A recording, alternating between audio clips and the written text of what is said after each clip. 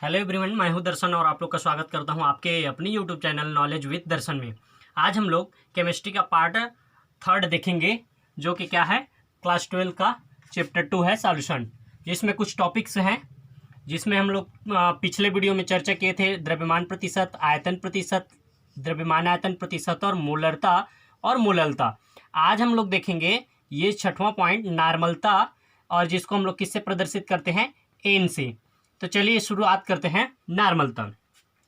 नॉर्मलता का जो परिभाषा होगा, देखिए नॉर्मलता का परिभाषा यहाँ पे लिखा हुआ है कि 1 लीटर विलयन में घुले हुए ग्राम तुल्यांकों की संख्या को विलयन की नॉर्मलता कहते हैं। यानी 1 लीटर में घुले हुए किसको, ग्राम तुल्यांकों की संख्या को क्या कहते हैं, विलयन की नॉर्मलता कहते हैं।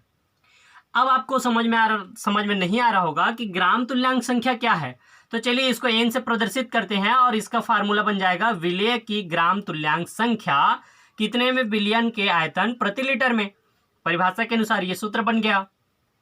आगे इसमें एक चीज ध्यान रखना, ये जो नॉर्मलता है, ये नॉर्मलता ताप पर निर्भर करता है। ताप पर निर्भर करता है क्योंकि टेम्परेचर बढ़ने से आयतन बढ़ जाता है, और ये प्रति लीटर आयतन में क्या होता है, उसकी शो करता है ग्राम तुल्यांक संख्या को। तो ये ताप पर थोड़ा सा निर्भर करता है, इसको थोड़ा सा याद रखना, ठीक है। तो आज हम लोग देखते हैं नॉर्मलता। तो इसका सूत्र क्या बन गया, विलय की ग्राम तुल्यांक संख्या बटा विलयन का आयतन प्रति लीटर। प्रति लीटर कहने का मतलब 1 लीटर में जितना भी होगा। अब देखो ग्राम तुल्यांक संख्या क्या है, इसको आप लोग देखोगे तो ग्राम तुल्यांक संख्या का यहाँ पे सूत्र याद रखिएगा, ये होता है भार बटे तुल्यांक भार। यानी यहाँ पे ध्यान रखना, तुल्यांक संख्या बराबर भार बटे तुल्यांक भार। क्लियर। अगर मैं कहूं कि विलय की तुल्यांक संख्या, तो विलय का भार बटे विलय का तुल्यांक भार, दोनों में अंतर, ये तुल्यांक संख्या, ये तुल्यांक भार है। क्लियर। आगे ये क्या होता है और देखते हैं। तो यहाँ पे आपको ये समझ में आ गया कि तुल्यांक संख्या यानी भार बटे तुल्यांक भार, अगर वो विलय का तो विलय का भार बटे विलय का तुल्यांक भार। क्लियर। अब यहाँ पे भार तो समझ में आता है कि हमने 4 ग्राम लिया, 10 ग्राम लिया, 5 ग्राम, भार समझ में आ गया। अब तुल्यांक भार क्या है, तो तुल्यांक भार का नहीं पता तो इसका भी आप जान लीजिए, तुल्यांक भार बराबर होता है अणु भार बटे अम्लता या उसकी क्षारकता। जो भी विलय होगा, अम्लता उसकी क्षारकता। अब ध्यान से देखिए कि तुल्यांक भार बराबर अणु भार बटे अम्लता या क्षारकता। तो अगर मैं डायरेक्ट यहाँ पे इस तुल्यांक भार के वैल्यू को यहाँ पे जो दिया है इसको यहाँ पे रखूंगा, तो क्या हो जाएगा कि तुल्यांक संख्या बराबर सीधा सीधा हो जाएगा भार, और ये जो नीचे में है वो उल्टो आकर यहाँ पे इंटू हो जाएगा, और नीचे में क्या बनेगा, तो ये देखिए आपका तुल्यांक संख्या बराबर हो जाएगा अणु भार, यहां पे होगा ना, ये अणु भार बटा अम्लता या क्षारकता, तो ये ऊपर चला जाएगा, यहां पे हो जाएगा अम्लता, मैं लिख देता हूं, या फिर क्षारकता, जो भी रहेगा। तो ये आपका कंप्लीट ये बन गया, तुल्यांक संख्या बराबर भार इंटू अम्लता या क्षारकता बटा अणु भार। क्लियर। तो ये दोनों चीजों को आप इस तरह से याद रख सकते हैं। अब कुल मिलाकर यहाँ पे हम लोग इसको रखें, इस तुल्यांक संख्या का वैल्यू को, तो देखिए तुल्यांक संख्या में क्या होगा, विलय का भार इंटू अम्लता या क्षारकता बटे विलय का अणु भार। क्लियर। तो ये हो गया, और उसके बाद रहेगा विलयन का आयतन पर लीटर। तो विलयन का आयतन पर लीटर को मैंने 1000 को ऊपर में ले गया, क्योंकि यहाँ पे प्रति लीटर में ऊपर चला जाएगा। क्लियर। तो ये इसका कंप्लीट सूत्र बन जाता है, इसको आप लोग याद रखिए। समझ में नहीं आया तो वीडियो को एक बार और देख सकते हैं, ये इसका कंप्लीट सूत्र है। आपको ऐसा बुक में भी नहीं मिल पाएगा, आप को और कहीं पे भी ऐसा संभावना नहीं है मिलने का, तो थोड़ा सा अच्छे से समझिए तुल्यांक संख्या क्या था और तुल्यांक भार क्या था। क्लियर। तो ये याद रखिएगा आप लोग, और इसको लेकर हम लोग 1-2 एग्जाम्पल देखते हैं। तो चलिए थोड़ा सा एग्जाम्पल देख लेते हैं। अच्छा, एग्जाम्पल से पहले थोड़ा सा देख लें कि ये जो आपको बुक में नहीं मिलेगा, इससे ऊपर, इससे पहले वाला पार्ट आपको बुक में मिलेगा, जो कि क्या होगा, जैसे देखो ये अम्लीयता, इसके नीचे में अणु भार बटे होता है, क्योंकि तुल्यांक संख्या तुल्यांक भार बराबर होता है, तो उस के अनुसार रखोगे तो यहाँ पे क्या हो जाएगा, विलय का भार बटे विलय का तुल्यांक भार, विलय का भार बटे विलय का तुल्यांक भार, ये इस तरह से विलय का तुल्यांक भार ये वाला रहेगा। अगर इन दोनों का करोगे, तुल्यांक भार का हमने किया था, तो विलय का भार बटे विलय का तुल्यांक भार, और यहाँ पे हो जाएगा आयतन विलयन का, आयतन, ये हो जाएगा विलियन का आयतन, और ये प्रति इंटू यहाँ पे हो जाएगा 1000। यानी मैं ये कहना चाहता हूँ कि ये वाला सूत्र आपको बुक में नहीं मिलेगा, ये डिटेल वाला है, इससे पहले वाला यहाँ तक को आपको बुक में मिलेगा। क्लियर। चलिए आगे हम लोग देखते हैं एग्जाम्पल को मैं लिखता हूँ। ओके, यहाँ पे एक एग्जाम्पल देखिए, सोडियम हाइड्रोक्साइड के 2 ग्राम 250 ml विलियन में घुले हैं, विलियन की नॉर्मलता ज्ञात कीजिए। यानी 2 ग्राम सोडियम हाइड्रोक्साइड 250 ml विलियन में घुला हुआ है, तो विलियन की नॉर्मलता ज्ञात कीजिए। सीधा सीधा उसका तुल्यांक भार हमको तुल्यांक संख्या देखना है, तो यहाँ पे और दे दिया है सोडियम हाइड्रोक्साइड का तुल्यांक भार कितना दिया है 40। क्लियर। तो ओके, यहाँ पे देखिए हम लोग लिखेंगे इस सूत्र के अनुसार। ये सूत्र ज़्यादा डिटेल या फिर ज़्यादा डीप क्वेश्चन पूछता है तब वहाँ पे आपको जरूरत पड़ेगा, और अन्यथा नॉर्मल क्वेश्चन में आप इसी फार्मूला को यहाँ पे फॉलो कर सकते हो। तो देखिए हम लोग इस फार्मूला में रखते हैं, तो n बराबर क्या हो जाएगा, n बराबर हो जाएगा विलेय का भार यानी वेट, तो W हो गया, और विलेय का तुल्यांक भार, तो तुल्यांक भार में अगर हम लोग देखें तो अणु भार बटे अम्लता क्षारीकता, तो ये डायरेक्ट आप उसका मॉलिक्यूलर वेट ले सकते हो, मॉलिक्यूलर वेट, और यहाँ पे हो जाएगा 1000, और यहाँ पे हो जाएगा जो भी उसका वॉल्यूम। क्लियर, ये होगा। तो चूंकि इसमें डायरेक्ट दे चुका है, उसका 40 होता है, कितना होता है 40, तो इसके यहाँ हम लोग देख सकते हैं, यहाँ पे हम लोग लिखेंगे n इक्वल टू W कितना 2 ग्राम लेंगे हम लोग यहाँ पे 2 ग्राम, और यहाँ पे हो जाएगा 1000 का मल्टीप्लाई ऊपर में, नीचे में उसकी जो यहाँ पे जो क्या है तुल्यांक भार जो होता है, तो इसको हम लोग भार को मॉलिक्यूलर वेट अपॉन उसके अकॉर्डिंग लेंगे, तो यहाँ पे क्या हो जाएगा, ये हो जाएगा 40, कितना हो जाएगा 40 इंटू कितने ml में है वो 250 ml में, इस तरह से। तो ये हो जाएगा आपका टोटल वैल्यू। तो यहाँ पे देखेंगे तो यहाँ पे हो जाएगा 4, है ना, और ये हो जाएगा 8, है ना, कुल मिलाकर, यानी सीधा सीधा हम लोग बोलेंगे तो 8 और नीचे में है 40, तो 5 हो जाएगा, यानी 1/5 इक्वल टू 5 0 जा 5 और 5 2 जा, ये हो गया इसका नॉर्मेलिटी, यानी 0.2, ये क्या हो जाएगा इसकी नॉर्मेलिटी, इसका आंसर हो जाएगा। क्लियर। तो ज़्यादा कोई नहीं है, सिंपल आप यहाँ पे तुल्यांक भार डायरेक्ट दिया हुआ है, तो उसको 40 आप यहाँ पे कर सकते हैं, तुल्यांक भार को डिनोट कर सकते हो आप। क्लियर। तो इस तरह से एकदम सिंपल है, पर ज़्यादातर परेशान लोगों को कौन करता है, ये आपका नॉर्मलता ही परेशानी देता है। ये डीप क्वेश्चन में जाता है तब सिंपल तक यहाँ तक तो क्लियर हो जाता है कि उसका ना तुल्यांक भार डायरेक्ट दिया रहे तो कोई दिक्कत नहीं है। तो आगे आप लोग इस तरह से देख सकते हैं इसका, और 1-2 एग्जाम्पल हो सके तो मैं देखता हूँ फिलहाल अभी। अब देखते हैं मोल प्रभाज, या फिर एक तो एग्जाम्पल लेता हूँ, 1 मिनट। ओके, मैं देखता हूँ।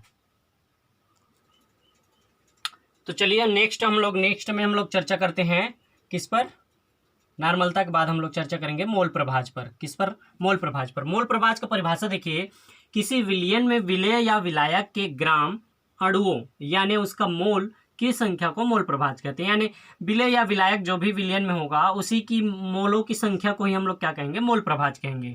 इसका फार्मूला जो बनेगा देखिए, अगर मैं फार्मूला में देखो यहाँ पे दोनों का लिया जा सकता है, विलायक या विलेय, किसी का भी मोल प्रभाज निकाल सकते हो। चलो मैं विलेय की बात करूँ तो यहाँ पे बी लिखूंगा, एक्स बी।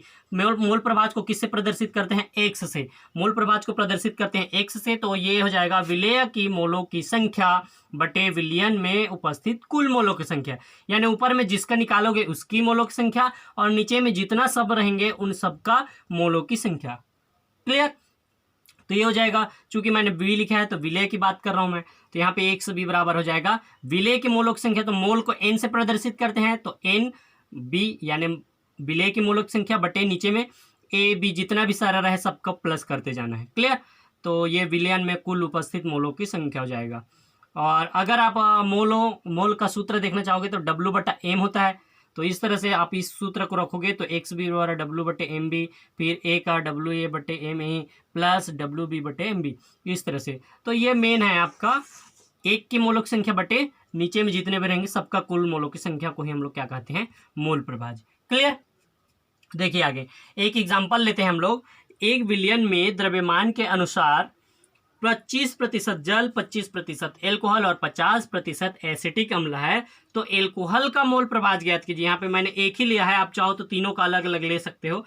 एल्कोहल का क्या निकालना है, मोल प्रभाज, या फिर आप इसको किसी का भी ले सकते हो। जैसे मैंने मान लो यहाँ पे एल्कोहल को ना लेकर जल का मोल प्रभाज निकालिए बोल देता है, तीनों में से किसी का। इसमें तीन चीजें मिला हुआ है, क्या क्या, एक 25% जल, 25% एल्कोहल और 50% एसिटिक अम्ल। तो तीनों का अलग अलग मोल प्रभाज आप निकाल सकते हो। जिसका निकालना होगा उसका मोल को ऊपर में और बाकी नीचे में सबको जोड़ देना है। क्लियर। तो ये हो गया। मैं जल की बात करता हूं, तो चलिए देखो यहाँ पे सबसे पहले मैं निकालूंगा तीनों का। देखो सूत्र में मुझे क्या करना है, यहाँ पे तीन चीजें हैं, तो यहाँ पे क्या हो जाएगा, NC भी हो जाएगा। क्या हो जाएगा, NC, यानी ऊपर में एक ठो और नीचे में जितने भी रहेगा। तो उसके अनुसार मुझे तीनों का मोल को याद करना है। तो सबसे पहले मैं एक एक का क्या निकालूंगा, मोल। मोल बराबर होता है N यानी W/M, और W का मतलब वेट और नीचे में मॉलिक्यूलर वेट। तो वेट होता है, जैसे यहाँ पे जितना ग्राम दिया है उसी को हम लोग क्या लेंगे, प्रतिशत, यानी 100% है तो 100% में 25 क्या रहेगा, जल, यानी 100 ग्राम है मान लो, तो 25 ग्राम क्या रहेगा, जल। उस तरह से हम लोग इसको मान लेते हैं 25। तो जल का वेट कितना है, 25, और उसका मॉलिक्यूलर वेट आप जानते हो 18 होता है। कैसे होता है, देखो H2O, तो ऑक्सीजन का 16 और 2 हाइड्रोजन का एक एक करके 2, तो इस तरह से 16 + 2 बराबर क्या हो जाएगा, 18। इस तरह से आप सबका निकाल सकते हो। तो ये हो गया 25/18, इतना आ गया 1.388। 25, ये भी 25% है एल्कोहल, तो ये ऊपर में 25 ग्राम, नीचे में उसका होता है 46 आप देख सकते हो। और इसको जब डिवाइड करोगे 0.543। उसी तरह से एसिटिक अम्ल का कितना लिया है, 50 ग्राम, 25% के अनुसार। तो 50 ग्राम बटे उसका जो मॉलिक्यूलर वेट होता है यानी आणु भार, उसका होता है 60। तो 50/60 बराबर 0.833। अगर हम लोग इन तीनों को एक साथ जोड़ते हैं तो 2.764 आता है। तो चलिए हम लोग जल का मोल प्रभाज निकालते हैं। तो जल का मोल प्रभाज, चलो मैं इसको A मान लेता हूं, इसको B और इसको C। तो चूंकि मैं A का निकालूंगा जल का, तो XA बराबर Na, जिसका निकालूंगा उसको ऊपर में और नीचे में सबका। क्लियर, ABC सबका। तो XA बराबर हो जाएगा Na/Na + NB + NC। और चूंकि तीनों का हम लोग जोड़ चुके हैं, कितना होता है, 2 तो नीचे में क्या हो जाएगा, 2.764। और Na बराबर कितना होता है, तो ये हो गया Na का, तो Na बराबर हो जाएगा 1.388। अब इतने को जब आप सॉल्व करोगे तो जो भी आएगा वो किसका होगा, जल का मोल प्रभाज। ऐसे ही आप एल्कोहल और एसिटिक अम्ल तीनों का आप निकाल सकते हो। क्लियर। चाहो तो इसको आप सॉल्व कर लेना जैसे भी। अगर नहीं आता है, देखो आप जहां यहां से अगर सॉल्व करना नहीं आता तो आप क्या करो, उसको वहीं पे छोड़ दो, गलत ना लिखो। लेकिन अगर आपको आता है तो इसका आप करके देख सकते हैं। यहाँ पे हो जाएगा इसका 500 या 502, ठीक है जी, 0.502, ये इसका आंसर आ जाएगा। क्लियर। तो चलिए हम लोग आगे अब इस पर चर्चा करेंगे, और किस पर, PPM और फॉर्मलता पर। ठीक है।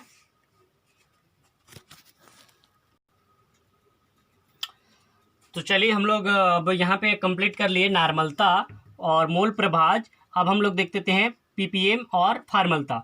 PPM जो होता है, PPM होता है पार्ट्स पर मिलियन। इसका फुल फॉर्म याद रखिएगा, पार्ट्स प्रति मिलियन। तो पार्ट्स प्रति मिलियन यानी मिलियन भाग में कितना है, मिलियन, यानी मिलियन का मतलब होता है 1 मिलियन बराबर कितना होता है, कोई बताओगे। 1 मिलियन बराबर होता है 10 लाख। कितना होता है, 10 लाख। तो 10 लाख अणु है कोई विलयन में, और 10 लाख मॉलिक्यूल्स में विलय के कितने हैं। यानी इसका कब प्रयोग किया जाता है, जब विलयन में जो विलय की मात्रा है वो बहुत ही कम हो। यानी 10 लाख विलायक में कितने विलय के अणुओं की संख्या। क्लियर। तो ये आप लोग देख लेना। इसका जो फार्मूला होता है PPM बराबर हो गया विलय का द्रव्यमान, ये ग्राम में रहेगा, बटे विलायक का द्रव्यमान। यानी विलायक बहुत ज़्यादा है तो उस स्थिति में हम लोग PPM का ज्ञात करते हैं। यानी पार्ट्स पर मिलियन, ये 10 लाख अणु में कितने विलय के अणु, और 10 लाख अणु में बहुत कम होते हैं। तो उस स्थिति में यानी सीधा सीधा यह है कि किसी विलयन में अगर विलायक की मात्रा बहुत ज़्यादा हो और विलय की मात्रा बहुत कम हो तो PPM किया जाता है। पार्ट्स पर मिलियन यानी 10 लाख अणुओं में कितने। तो इस सूत्र अगर विलय का द्रव्यमान बटे विलायक का द्रव्यमान ग्राम में रहेगा, इंटू 10⁶। 10⁶ इसलिए किए हैं हम लोग क्योंकि 10 लाख में कितना होता है, 6 जीरो होते हैं, एक के बाद कितने जीरो, 6 जीरो, तो 10⁶ हो जाएगा। क्लियर। तो 10⁶। और इसका प्रयोग कब किया जाता है, जब विलेय की संख्या या विलेय के अणुओं की संख्या बहुत ही कम हो। दूसरा हम लोग ले लेते हैं यहाँ पे, ये भी कंप्लीट। इसका आप चाहो तो एग्जाम्पल देख सकते हो, उतना इंपॉर्टेंट नहीं है। यहाँ से परिभाषा या फिर इसका फुल फॉर्म पूछा जा सकता है, तो पार्ट्स पर मिलियन याद रखना। उसके बाद देखते हैं फार्मलता। फार्मलता जो होता है कि जब कुछ अणु क्या हो जाते हैं, विलयन बनते समय उसमें विलेय की जो विलेय जो होता है वो और संयोजित हो जाते हैं। विलेय जब डालते हैं, जैसे मान लो एक सूत्र है उसका, वो मिलकर 2 या 3 द्विलक या त्रिलक बना लेते हैं, डाइमर या ट्राइमर, इस तरह से बोल सकते हो। तो उस स्थिति में हम लोग अणु भार को न लेकर क्या लेते हैं, अणु भार को न लेकर हम लोग लेते हैं, अणु भार को न लेकर हम लोग क्या लेते हैं, सूत्र भार लेते हैं। यानी ये कब की स्थिति में होता है, विलयन में विलेय का अणु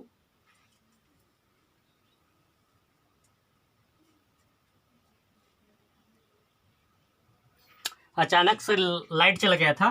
तो देखिए यहाँ पे फार्मलता में हम लोग अणु भार को नहीं लेते हैं, जबकि सूत्र भार को लेते हैं। अणु भार का यूज नहीं होता। इसमें क्या होता है कि जैसे बेंजोइक अम्ल है, उसको आप बेंजीन में मिला देते हो तो वो द्विलक बना लेता है। और जैसे सोडियम क्लोराइड, आयनिक यौगिक है, उनका अणु भार ना लेकर हम लोग सूत्र भार का प्रयोग करते हैं, तब की स्थिति में फार्मलता करते हैं। विलेय का ग्राम सूत्र भार यूज करेंगे बटे विलयन का आयतन पर लीटर में। ठीक है, तो चाहो तो इसका आप देख सकते हो, क्या बोलते हैं, एग्जाम्पल या न्यूमेरिकल्स। वैसे तो ज़्यादातर इन्हीं में से पूछा जाता है, इससे नहीं पूछा जाता।